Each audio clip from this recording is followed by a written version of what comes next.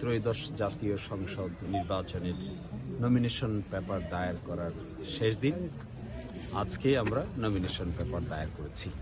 এই nomination paper দায়ের করার ক্ষেত্রে আমার সঙ্গে আছেন আমার বাল্যকালের শিক্ষক জনাব পুলিন বিহারী দাস, যিনি প্রস্তাবকারী, আছেন আমাদের সঙ্গে অনুমোদনকারী, আমাদের সঙ্গে আছেন একজন প্রবীণ মুক্তিযোদ্ধা, আমাদের সঙ্গে আছেন একজন পুরোহিত, আমাদের সঙ্গে আছেন একজন মসজিদের ইমাম, আমাদের সঙ্গে আছেন একজন নারী প্রতিনিধি, এছাড়াও আমাদের সঙ্গে আছেন এনসিপির এই কোঅর্ডিনেটর এবং যিনি প্রার্থী ছিলেন।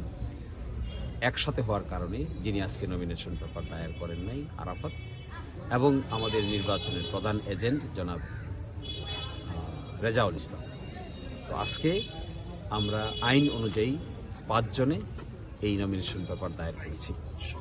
আমরা প্রত্যাশা করি যে ত্রয়োদশ জাতীয় সংসদ নির্বাচন একটি উৎসব মুখর পরিবেশে অনুষ্ঠিত হবে। এখানে অতীতের নির্বাচন অভিজ্ঞতা থেকে সকলকেই সরে এসে একটি অবাধ, সুষ্ঠু, নিরপেক্ষ নির্বাচন অনুষ্ঠান করার ক্ষেত্রে প্রশাসন সহ সকলেই আমরা সহযোগিতা করতে প্রস্তুত। আমরা জনগণের রায় যাই হোক না কেন তা অবলীলায় মেনে নেওয়ার জন্য আমাদের কোনো আপত্তি নেই। জনগণ যদি মনে করে আমাদেরকে বিজয়ী করবে, আমরা সেটা হাসি মুখে মেনে নেব। জনগণ যদি আমাদেরকে পরাজিত করে, এটাও আমরা হাসি মুখে মেনে নেব। বাংলাদেশে নতুন একটি রাজনৈতিক সংস্কৃতি গড়ে উঠুক, যেখানে সকল রাজনৈতিক দলেরা পজিটিভ রাজনৈতিক চর্চা করুক। সকলেই আমরা দিরাইশাল্লার লোক।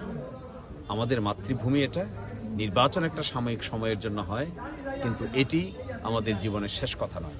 এরপরেও আমাদেরকে একসাথে থাকতে হবে, একসাথে বসবাস করতে হবে, একসাথে খেতে হবে। এটাই সবচাইতে বড় কথা। তো মাই এক্সপেকটেশন যে আমরা সকলে মিলে এমন একটা নির্বাচন এখানে করতে চাই যেখানে সারা বাংলাদেশের মানুষ এটাকে একটি উদাহরণ হিসেবে নিতে পারে। সেন্টার হোক কিংবা ভোটার হোক, সকলেই যেন উৎসব মুখর পরিবেশে ধর্ম বর্ণ নির্বিশেষে সকলেই ভোটাধিকার প্রয়োগ করতে পারে।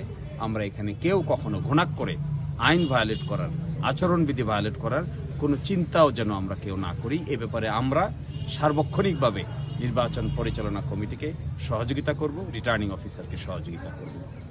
আমার সর্বশেষ কথা হলো দিরাইশাল্লাবাসীর প্রতি, চলুন আমরা সকলে মিলে পরিবর্তনের গান গাই, আমরা সকলে মিলে নতুনত্বের গান গাই, আমরা সকলে মিলে মাতৃভূমিকে গঠন করার জন্য প্রচেষ্টা চালাই।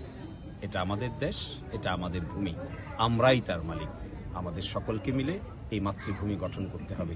এটাই হোক আমাদের সর্বশেষ চাওয়া। সকলকে অসংখ্য ধন্যবাদ। আজকের মতো এখানে বিদায় নিচ্ছি। আল্লাহ হাফেজ। আচ্ছা, জামাত, বিএনপি এবং আরো কয়েকটি দলের যে জোট হলো রিসেন্টলি এসে আজকে তাদের প্রার্থিতা ঘোষণা করছে, এই ক্ষেত্রে কোনো ধরনের প্রতিবন্ধকতা হবে কিনা মনোনয়নপত্র দাখিলের ক্ষেত্রে? কোনো ধরনের প্রতিবন্ধকতা হবে না, কারণ ইতোমধ্যে স্ব সংগঠন তার নির্বাচনী চিঠি প্রদান করেছেন। যে চিঠি প্রদান করা হয়েছে সেগুলো সমঝোতার ভিত্তিতেই হচ্ছে। যেহেতু সমঝোতার ভিত্তিতে হচ্ছে, চিঠিগুলি ইতোমধ্যে হাতে চলে এসেছে, এ নিয়ে কোনো ধরনের কোনো কনফিউশন হবে বলে আমি মনে করি না। এইবার যে একটা হলো বিএনপি সহ জোট বেঁধেছে, আর একটা হলো জামাত সহ বাকিরা আসন সমঝোতা করেছে।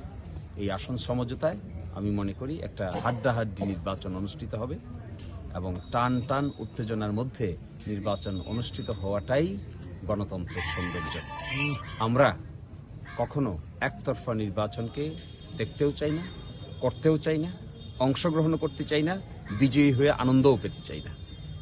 এবং আমি মনে করি ডেমোক্রেসিতে সবচাইতে বিউটি হলো এরকম করে আমরা নির্বাচনের প্রতিযোগিতা করব, এরপরে যদি জিতে যাই তাহলে আরেকজনকে অভিনন্দন জানাবো, যিনি জিতে যাবেন তাকে অভিনন্দন জানাবো, যদি হেরে যাই সেটাও হাসি মুখে মেনে নেব।